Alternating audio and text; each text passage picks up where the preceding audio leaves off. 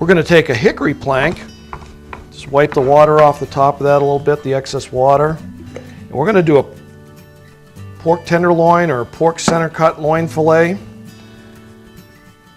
This works very good on either one. This happens to be a pork center cut loin fillet.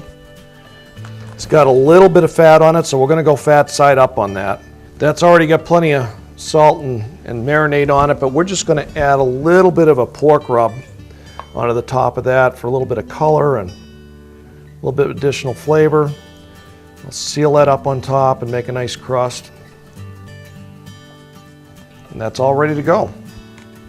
On our pork loin, we're going to get the grill heated up to about 425 degrees to start because we really want that to seal off when we first put it in. So the grill's at 425. I'm going to set our plank again right in the center of the grill. Give that board a little spray all the way around. And then we're going to cook this one again at about 350 to 375.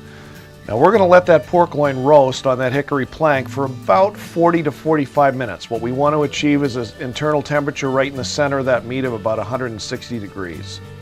We're going to check the temperature on our pork loin, and it's coming up to about 152 degrees, and that's about the point we want to pull it, because once we pull it, we're going to cover it over and let it rest a little bit longer.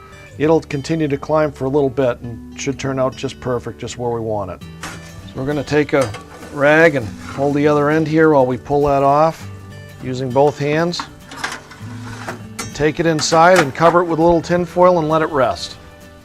When we brought our pork loin in and we let it rest for about 10 minutes, we put a tent over it, tuck the aluminum foil right under the plank.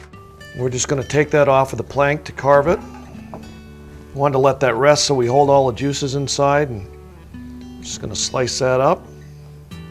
Beautiful piece of meat, nice and tender and juicy. Just got a little tiny bit of smoke ring around the outside edge. You can see a little bit of that red as a smoke ring, and this should have some great flavor, but not an overpowering flavor. And we've added our rosemary potatoes to the plate. We've put a stuffed portobello mushroom on there and some of the grilled vegetables, and that'll make a very nice meal.